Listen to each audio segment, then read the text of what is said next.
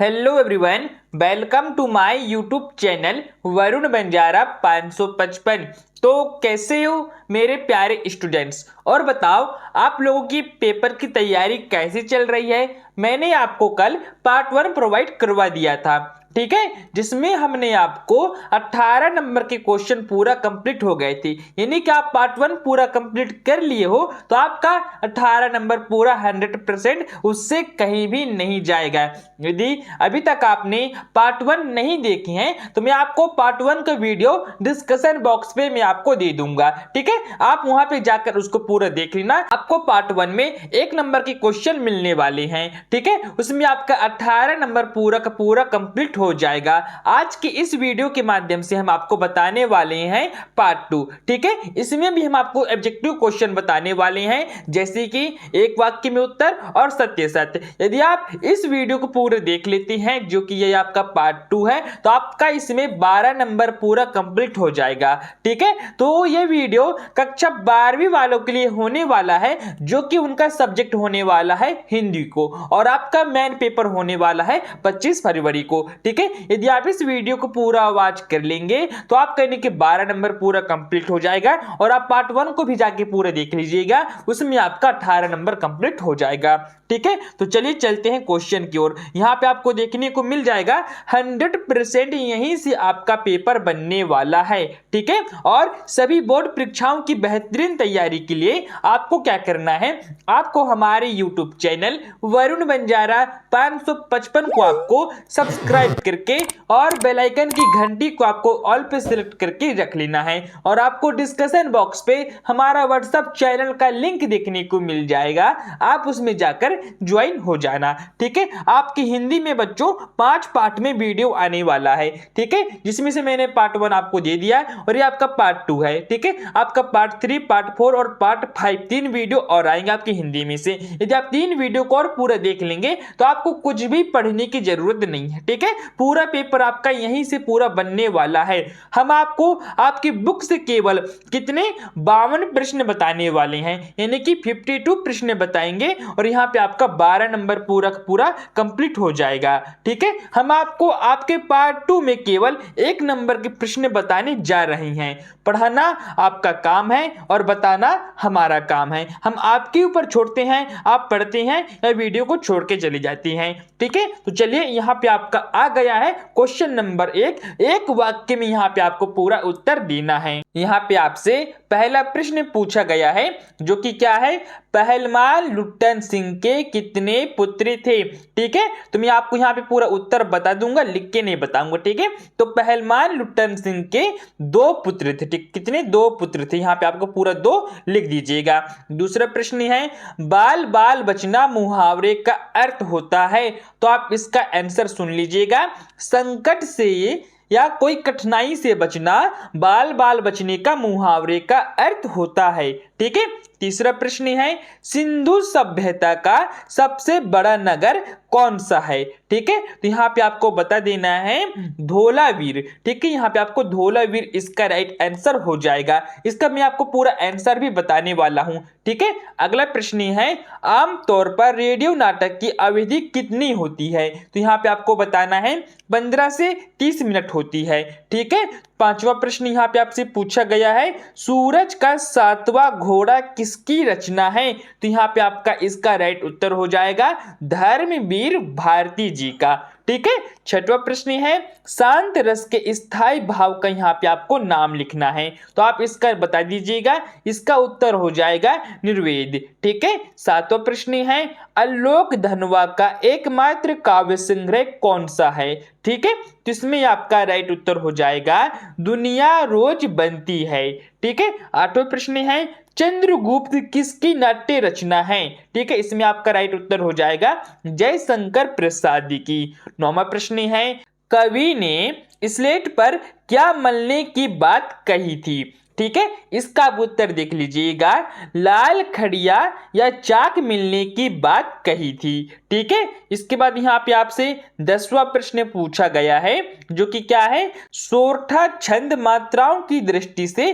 किस छंद का उल्टा होता है? तो इसका आपका राइट उत्तर हो जाएगा, दोहा छंद का उल्टा होता है। 11वां प्रश्न है, ऐसा लघु वाक्यांश जिसके प्रयोग से भाषा में सौंदर्य उत्पन्न होता है उसे हम क्या कहते हैं? तो उसे हम मुहावरा कहते हैं। ठीक है, 12वां प्रश्न है, रेडियो नाटकों में पात्रों की पहचान किसके माध्यम से होती है? जिसमें आपका राइट उत्तर हो जाएगा, सूत्रधार के जरिए से होती है। ठीक है, 13वां प्रश्न है, सिंधु घाटी सभ्यता में कौन कौन से फल उगाए जाते हैं? ठीक है, तो यहाँ पे आपको बता देना है, तरबूज, अनार, नारियल और केला। ठीक है, 14 प्रश्न है, किसकी आवाज मृत गांव में संजीवनी शक्ति भरती रहती है? किसकी भरती रहती थी?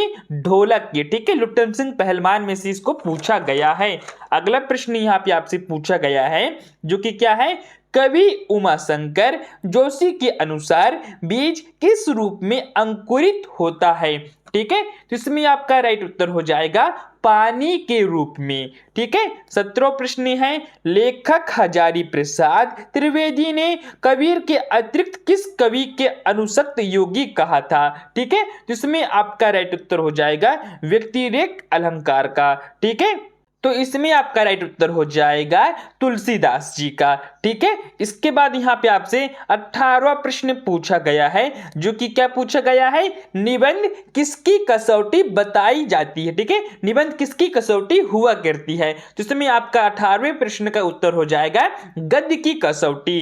19वां प्रश्न है, शब्दों के सार्थक समूह को क्या कहते हैं? तो हम शब्दों के सार्थक समूह को वाक्य कहते हैं। 20वां प्रश्न है, यशोधर बाबू सचिवालय में किस पद पर कार्यरत थे? ठीक है, इसमें आपका राइट उत्तर हो जाएगा, सेक्शन ऑफिसर। ठीक है, 21वां प्रश्न यहाँ पे आपसे पूछा गया है, घटना स्थल के किस खबर की सीधे प्रसारण को क्या कहते हैं? ठीक है, उसे हम लाइव प्रसारण कहेंगे। जैसे कि कोई भी घटना स्थल है वहां पे उसको तुरंत दिखाया जाता है, लाइव में दिखाया जाता है, उसे हम लाइव प्रसारण कहते हैं। ठीक है, इसके बाद बच्चों आप यानी कि प्रश्न नंबर 1 से लेकर प्रश्न नंबर 21 तक पूरे इसको पूरा आप कंप्लीट कर लेंगे तो यहाँ पे आपका 6 नंबर पूरा कंप्लीट हो जाएगा।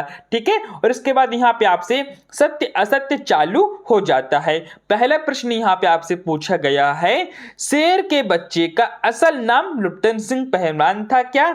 नहीं जी, शायद उसका चांद सिंह नाम था। ठीक है, वाले यहाँ पे आपका असत्य हो जाएगा। दूसरा प्रश्न है, सोंदेलगेकर मास्टर कविता बहुत ही अच्छे ढंग से पढ़ाते थे। ये वाला प्रश्न यहाँ पे आपका 100% सत्य है। दूसरा प्रश्न है, राष्ट्रभाषा के लिए संपर्क भाषा शब्द का भी प्रयोग किया जाता है। ये वाला प्रश्न भी यहाँ पे आपका 100% सत्य है।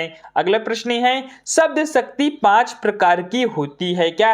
तो नहीं, शब्द शक्ति 5 प्रकार की नहीं होती है। ये वाला यहाँ पे आपका असत्य हो जाएगा। ठीक है, इसके बाद यहाँ पे आपसे 5वां प्रश्न पूछा गया है जो कि क्या पूछा गया है, शीर्षकों के प्रति घृणा और संस्कृति के प्रति करुणा प्रज्ञावादी है। ठीक है, तो 5वां वाला प्रश्न यहाँ पे आपका 100% सत्य हो जाएगा। 6वां प्रश्न है, कवि ने हार कर बात को कील की तरह ठोक दिया।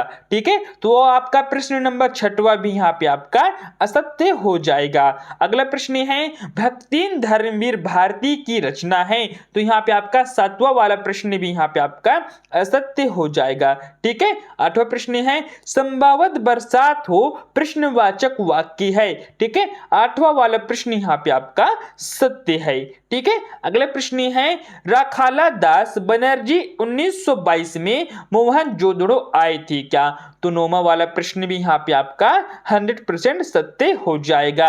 10वां प्रश्न है, रेडियो श्रव्य माध्यम है। ठीक है, तो 10वां वाला प्रश्न भी यहाँ पे आपका सत्य है। मैं आपको जितने भी क्वेश्चन बता रहा हूं ये सब आपके पेपर में आने वाले हैं। ठीक है, क्योंकि वाले क्वेश्चन बहुत सारे पिछले साल के पेपर में भी आ चुके हैं। यदि आपको विश्वास ना होगा तो आप इस क्वेश्चन क्वेश्चन को जाके पूरा देख सकती हैं। ठीक है, 11वां प्रश्न है सूर्य उदय होने पर उषा का जादू टूटने लगता है। तो प्रश्न नंबर 11 भी यहाँ पे आपका राइट हो जाएगा।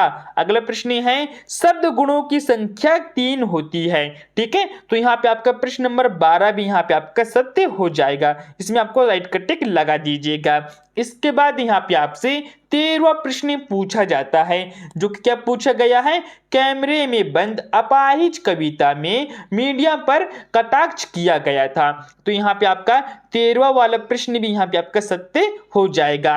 14 प्रश्न है बिंब सर्वभूमिका होते हैं। ठीक है, तो 14 वाला प्रश्न यहाँ पे आपका सत्य हो जाएगा।